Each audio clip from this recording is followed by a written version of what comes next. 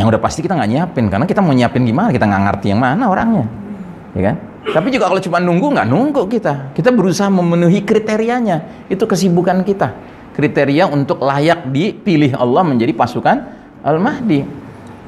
Karena bisa saya bayangkan kalau nanti Al-Mahdi muncul, dia akan diperlakukan sebagaimana banyak tokoh-tokoh Islam lain juga ketika muncul, diperlakukan sebagai apa? Ya? Sebagai teroris. Ya kan ada aja yang bilang gitu kan, apa ini? Ya kan? Kalau sekarang aja kita nggak bisa jaga mulut, apalagi nanti kalau Al-Mahdi udah muncul, lebih nggak mungkin jaga mulut. Gitu. Ini latihannya sekarang. Makanya latihannya dari sekarang. Sekalipun Al-Mahdi belum muncul, ya kan, nggak sembarangan bilang tokoh Islam, teroris, radikalis, gitu. Ya kan? Hati-hati, jaga mulut kita.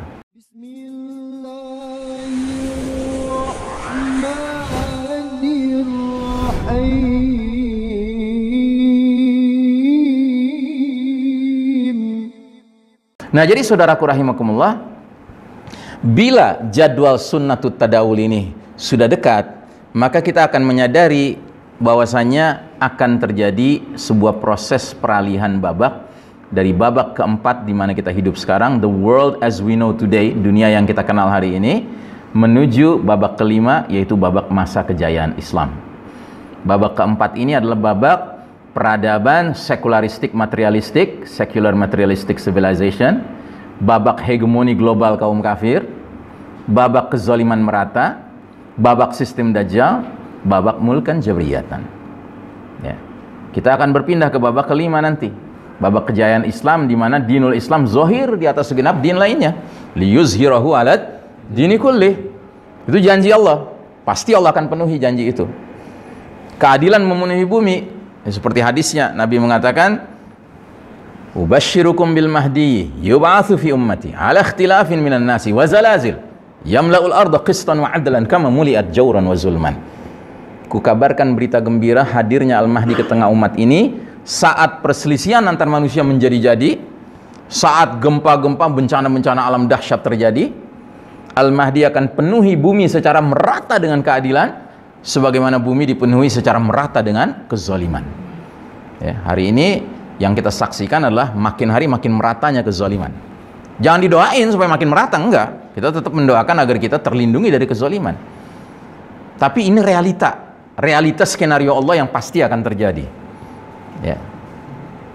Makanya saya sering kalau ditanya orang, Ustaz, jadi kita nyiapin Al-Mahdi muncul atau kita nunggu aja gitu? Yang udah pasti kita nggak nyiapin, karena kita mau nyiapin gimana, kita nggak ngerti yang mana orangnya, ya kan? Tapi juga kalau cuma nunggu, nggak nunggu kita berusaha memenuhi kriterianya. Itu kesibukan kita, kriteria untuk layak dipilih Allah menjadi pasukan Al-Mahdi. Karena bisa saya bayangkan kalau nanti Al-Mahdi muncul, dia akan diperlakukan sebagaimana banyak tokoh-tokoh Islam lain juga ketika muncul, diperlakukan sebagai apa? Ya? Sebagai teroris. Ya kan ada aja yang bilang gitu kan, apa ini? Ya kan?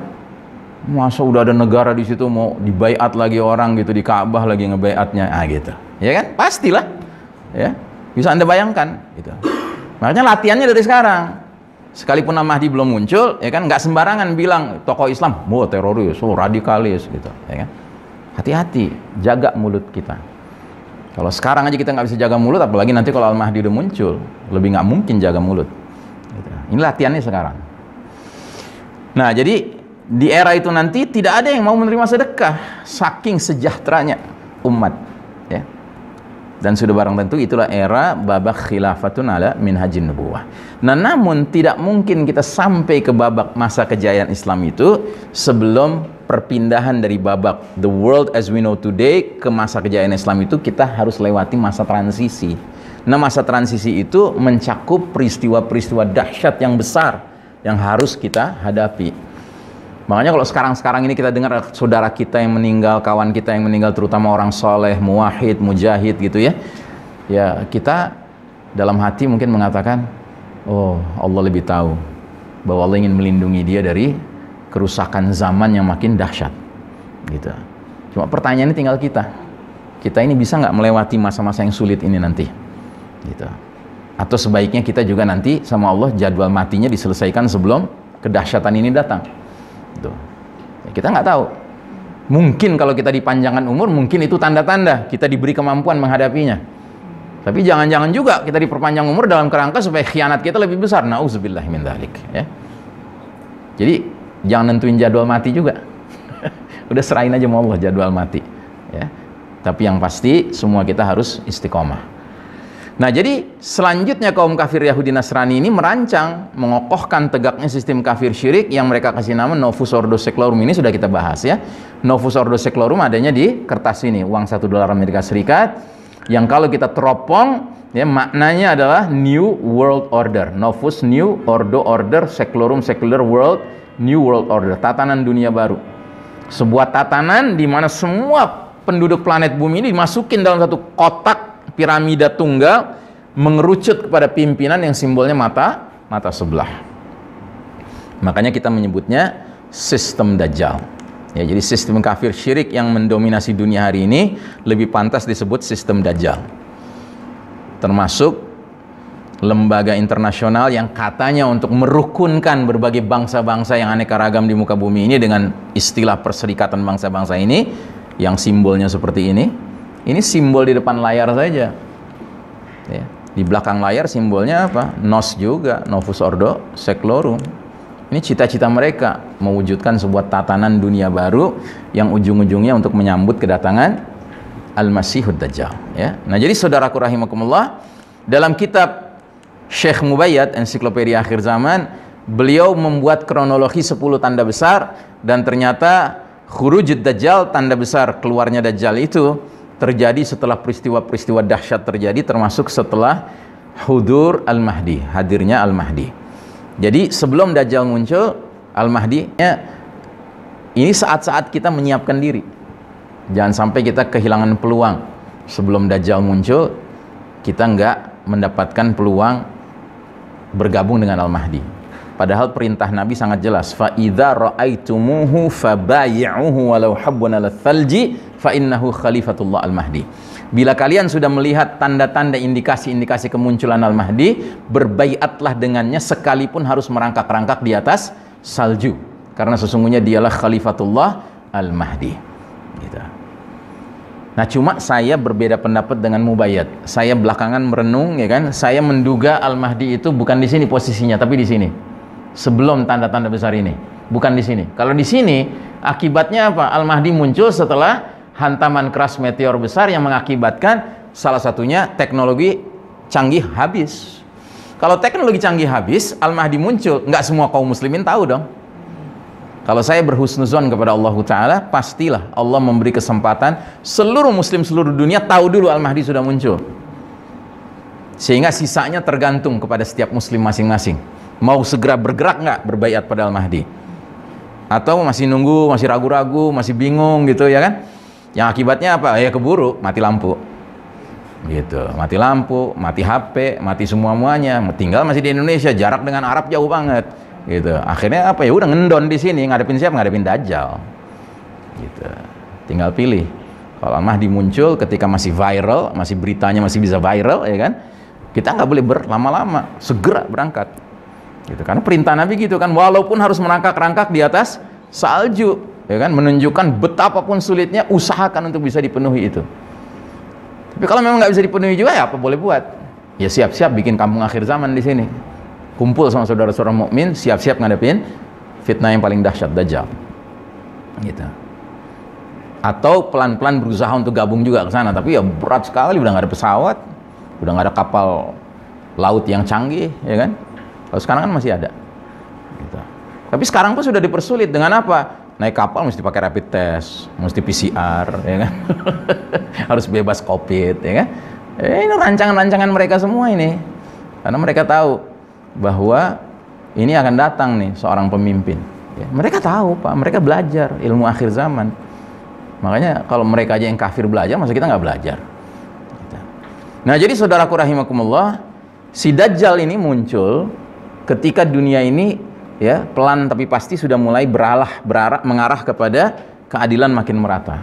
Nah, si Dajjal muncul, ya, dan si Dajjal geram, ya. Tapi si Dajjal ini tidak berani terang-terangan langsung menghadapi khilafah yang dipimpin Al-Mahdi dan kaum muslimin.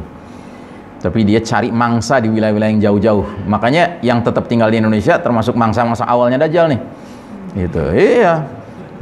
Kalau antum nggak sempat bergabung dan masih tinggal di Indonesia, ya, di Tanah Abang, siap-siap ngadepin Dajjal. Masih di Bekasi, masih di Depok, ya. Siap-siap ngadepin Dajjal. Karena Dajjal pasti nyari yang jauh-jauh, yang nggak bisa komunikasi dengan pusat khilafah. Gitu. Karena lemah kan, yang jauh kan lemah. Gitu. Makanya setidak-tidaknya kita harus segera berkumpul dengan saudara-saudara mukmin kita yang lain, sekalipun kita lemah, sekalipun kita jauh dari pusat khilafah, dengan cara bikin KAZ, ya, kampung akhir zaman. Ya. Saling melindungi satu sama lain, saling berbagi makanan tersisa yang ada, minuman yang tersisa yang ada, ya kan, dan seterusnya. Nah, di dalam hadis Nabi Muhammad SAW secara jelas dan tegas bersabda, memperingatkan soal fitnah ad-dajjal. Nabi bersabda, ya ayuhan nasu innaha lam takun fitnatun ala wajhil ardi mundu dhara'allahu dzurriyyata adama a'zama min fitnatid dajjal. Hai manusia sekalian, sungguh semenjak Allah menciptakan anak cucu Adam di muka bumi ini, tidak ada fitnah ujian yang lebih dahsyat dari fitnah ujian ad-dajjal. Jadi Dajjal itu a'zamul fitnah, ujian yang paling dahsyat sepanjang zaman. Ya. Kemudian kata Nabi, wa inna Allah azza wa jalla lam yab'ats nabiyyan illa hadzara ummatahu ad-dajjal, dan tidak ada seorang nabi pun yang diutus Allah melainkan nabi itu memperingatkan umatnya masing-masing mengenai ujian Dajjal. Jadi semua nabi pasti memperingatkan umatnya masing-masing tentang dahsyatnya fitnah Dajjal ini. Terus di ujung hadis ini kata Nabi, wa ana akhirul anbiya wa antum akhirul umam wa huwa kharijun fikum la mahalah. Sementara sedangkan aku ini nabi terakhir dan kalian adalah umat terakhir, maka tidak bisa dipungkiri lagi bahwa Dajjal itu akan keluar di tengah-tengah kalian.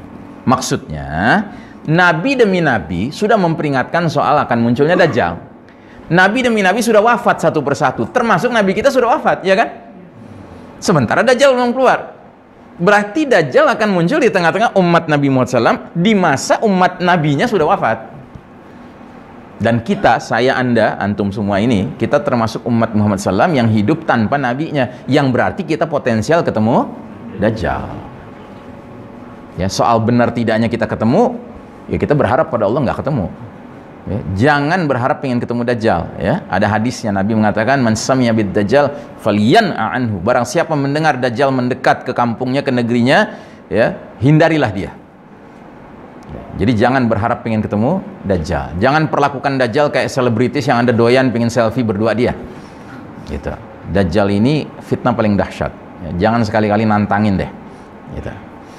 Nah, jadi Dajjal ini pasti muncul di tengah umat Muhammad SAW yang hidup tanpa nabinya, dan kita memenuhi kriteria itu. Terus pertanyaan berikutnya, Al-Masihud Dajjal merupakan fitnah paling dahsyat sepanjang zaman, sepanjang masa. Makhluk seperti apa dia? Ini sering ditanyakan orang. Nah, karena Dajjal ini perkaranya masuk dalam ranah al-ilmu anil ghaib, ilmu tentang perkara-perkara gaib, maka kita harus kembali kepada kaidah Al-Quran tentang perkara yang gaib. Apa kata Allah Ta'ala tentang perkara yang gaib? Alimul ghaibi wa fala yuzhiru ala ghaibihi ahadan illa man irtadha min rasulin. Dia adalah Allah yang maha mengetahui perkara-perkara yang gaib, maka Allah tidak perlihatkan, tidak beritahu kepada seorang pun tentang perkara yang gaib itu kecuali kepada Rasul yang Allah ridhai. Jadi dengan kata lain, kalau ingin tahu tentang Dajjal itu makhluk seperti apa, atau kita bertanyanya kepada Allah, atau kita bertanyanya kepada Rasul. Pengertian bertanya kepada Allah itu maksudnya apa? Pelajari kitabnya.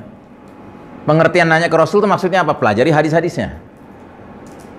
Nah, sekarang kalau kita pelajari Al-Quranul Karim sebagai kitabullah yang sekarang ini up to date, bukan kitabullah Taurat, Injil, Zabur yang sudah out of date, ya kan? Dan sudah campur aduk antara baik dan benar, antara benar dan salah, dan menyimpang dan sebagainya, maka dari awal Al-Fatihah sampai akhir An-Nas, adakah kita temukan nama Dajjal disebut-sebut sama Allah Ta'ala? Ada tidak?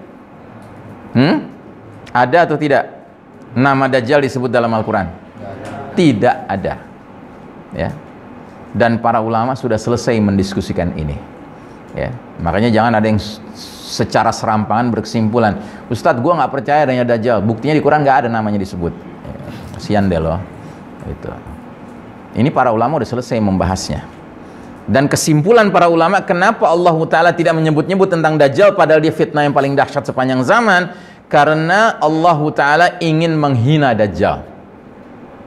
Jadi Dajjal itu dihina dengan cara apa? Namanya nggak disebut sama sekali dalam Al-Quran. Gitu.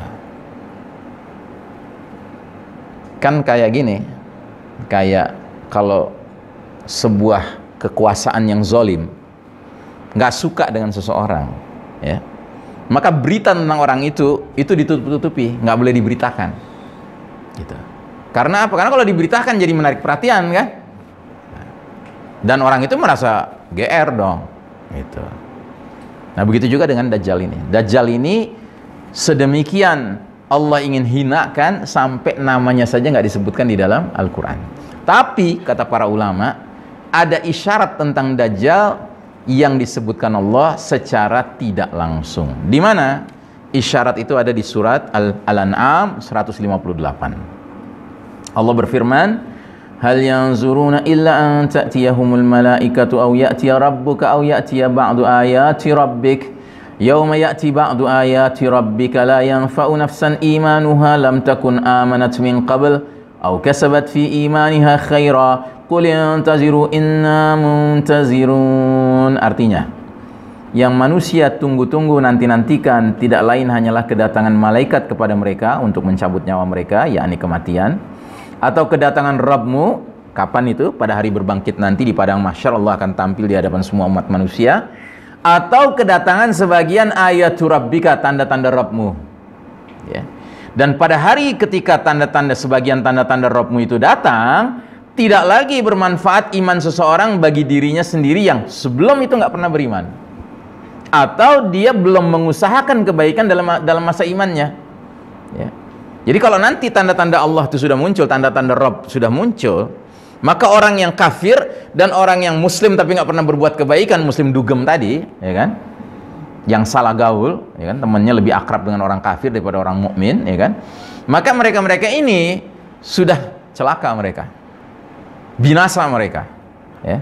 Katakanlah, tunggulah oleh kalian, sesungguhnya kami pun menunggu pula. Nah, jadi para ulama mengatakan ayat ini secara tidak langsung menyebut soal Dajjal dengan kalimat ayatu rabbika, tanda-tanda Rabbmu. Nah, tanda-tanda Rabbmu ini diterangkan di mana? Di hadis. Nah, ini dia hadisnya. An Abi Hurairah radhiyallahu anhu qala Rasulullah sallallahu alaihi wasallam, "Thalathun idza kharajna la yanfa'u nafsan imanuha lam takun amanat min qabl aw kasabat fi imaniha khairan, tulu'isy syamsi min maghribiha wad dajalu wa dabatul ard." Rasulullah SAW bersabda, 3 perkara, 3 tanda-tanda Rabbmu yang bila mana sudah keluar, sudah muncul, niscaya tidak akan bermanfaat iman seseorang yang belum pernah beriman sebelum itu, yakni orang kafir, atau dia belum mengusahakan kebaikan dalam masa imannya, yakni orang muslim tetapi dugem, ya. Dan 3 perkara itu adalah jika matahari sudah keburu terbit dari barat, 1, jika keluarnya Dajjal, 2, dan jika makhluk melata sudah keluar dari perut bumi. Jadi ini termasuk 3 tanda-tanda Rabbmu atau 3 tanda-tanda besar kiamat dari 10 tanda besar kiamat. Yang manapun yang muncul duluan, ya kan? Kalau salah satunya sudah muncul, seseorang tadinya kafir, sudah binasa dia. Seseorang muslim tetapi nggak pernah berbuat kebaikan, dugem, ya kan? Salah gaul, binasa dia. Gitu. Makanya tadi saya katakan, kalau Dajjal datang ke satu kampung yang penghuninya orang-orang kafir, penghuninya orang-orang muslim tapi dugem, gitu kan? Sudah celaka mereka. Gitu. Atau mereka hidup terus matahari terbit dari barat, ya sudah celaka mereka, ya. Nggak bisa orang yang tadinya kafir begitu matahari terbit dari barat, sekarang deh gue masuk Islam. Itu sama aja kayak Fir'aun menjelang tenggelam bilang, sekarang aku beriman pada Rabbnya Bani Israel, Rabbnya Musa dan Harun. Ya, too late, terlambat, nggak diterima. Atau binatang melata keluar dari perut bumi, ya, orang yang kafir udah celaka dia, orang yang muslim dugem celaka dia. Gitu. Nah, jadi inilah satu-satunya celah bahwasanya Al-Quran menyebut tentang Dajjal, tapi secara implisit, secara eksplisitnya dijelaskan dalam hadis, ya.